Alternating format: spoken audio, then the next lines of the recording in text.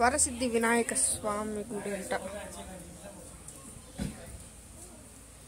ఎన్ని బండ్లు నిలబడి ఉన్నాయి చూడండి, వరుసగా ఎన్ని బండ్లు. హలో, ఇప్పుడు మనం వినాయక స్వామి దర్శనం చేసుకున్నాం కదా, వరసిద్ధి వినాయక స్వామి అనేసి. ఆయన దర్శనం ఇంతవరకు మేము చేసిందే లేదు, ఇదే ఫస్ట్ టైం. ఇంతవరకు అంతా బస్సులో వచ్చాము, ఈసారి మాత్రమే కార్లో వస్తున్నాము. సాయి అన్న కార్ అనమాట. అన్ననైతే మీకు ఇంట్రడ్యూస్ చేయాలి ఖచ్చితంగా. హలో చెప్పనా? అంతేనా?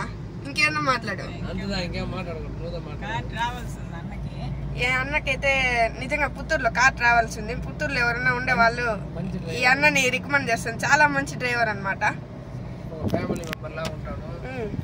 కొండపైన కార్లో ఎక్కుతూ ఉంటే దిగి మరీ వ్యూ చూపిస్తున్నాను. అసలు ఈ వ్యూ చూసారా ఎలాగుందో?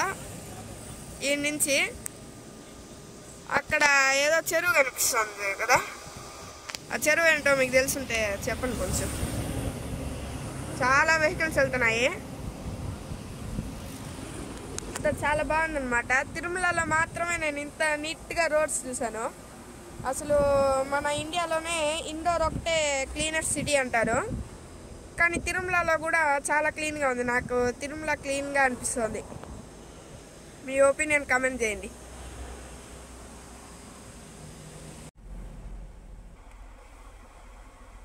ఆ సైడ్లో వెంకటేశ్వర స్వామి లాగా ఉంది చూడండి.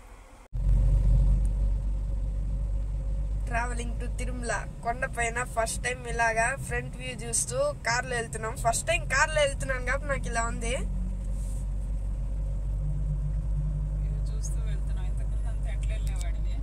వ్యూ నిద్రపోతే వెళ్ళేవాడిని, బస్సు కదా బాగా తిప్పేసి వామిటింగ్ వచ్చేసాను నాకైతే, అసలు వామిటింగ్ సెన్సేషన్.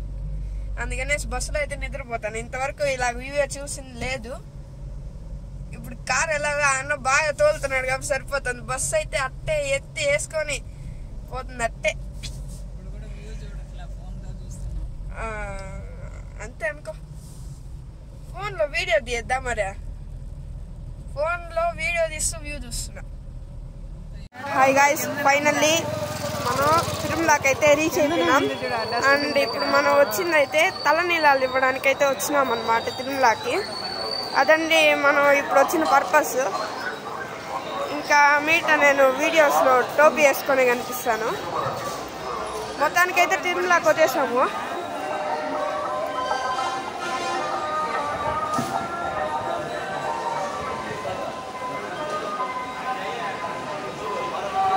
సో దట్ మనం మొత్తానికి తిరుమలకి రీచ్ అయిపోయినాం. ఇంకా మాకు ఇక్కడ శనివారం కాబట్టి ఈరోజు చాలా రష్ ఉంటుందని ఒక తెలిసిన ఆమె ఉంది. ఆమె ద్వారా కొంచెం ఏదైనా కొంచెం క్యూ దాటిచ్చినా చాలా బాగుంటుంది అనేసి ఇలా ఆమె కోసం వచ్చామన్నమాట. సరే బాయ్. సో తలనీలాలు ఇవ్వడం కూడా అయిపోయింది. అండ్ ఇప్పుడు మనం వెళ్ళి ధ్వజస్తంభం కాడ కొబ్బరికాయ కొట్టేసి కర్పూరం వెలిగించేసి తర్వాత వరాహ స్వామి గుడికి అయితే వెళ్ళిపోతున్నాం. కార్ పార్కింగ్ చేసామన్నమాట.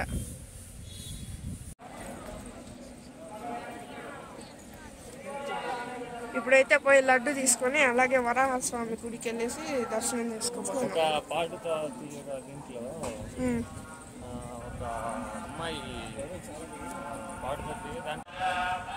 ఓ భయ్యా దేకో దేకో లడ్డు కౌంటర్. ఏంటి వీడు సడన్ గా హిందీలో మాట్లాడుతున్నాడు అనుకుంటున్నారా? అదంతే, లడ్డు కౌంటర్ ఇలాగ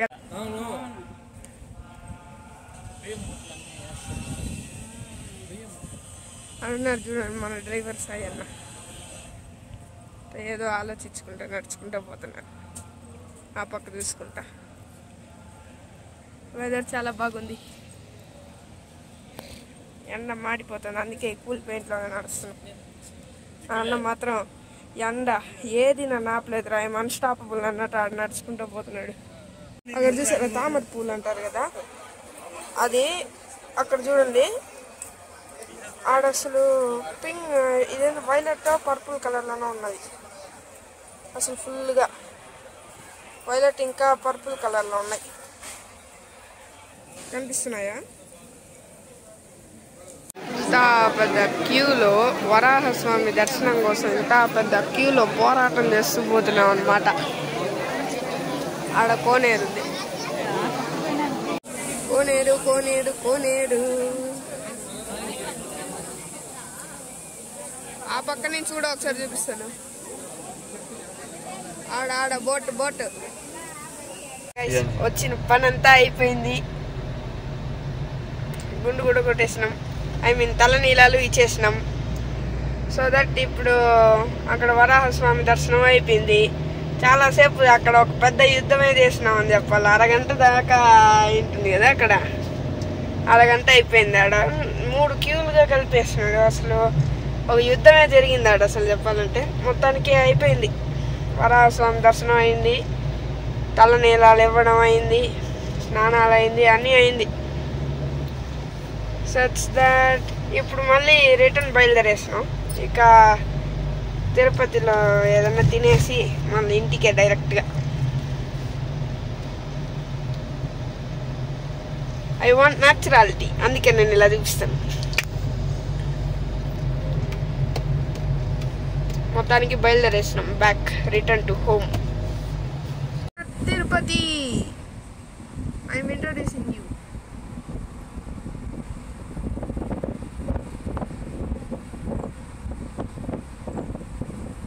సో ఇదండి ఇవాళ వీడియో. మీకు నచ్చుంటే లైక్ చేయండి. ఏదైనా మిస్టేక్ చెప్పున్నా కమెంట్ చేయండి. అలాగే మీరు ఇది ఫస్ట్ టైం వింటున్నారా అయితే కూడా కమెంట్ చేయండి. అండ్ సబ్స్క్రైబ్ చేయడం మర్చిపోకండి. ఇలాంటి మోర్ కంటెంట్ కావాలంటే ఖచ్చితంగా సబ్స్క్రైబ్ చేసి పక్కన ఉన్న బెల్ ఐకాన్ ఆన్లో పెట్టుకోవాలి. ఉంటా, బాయ్.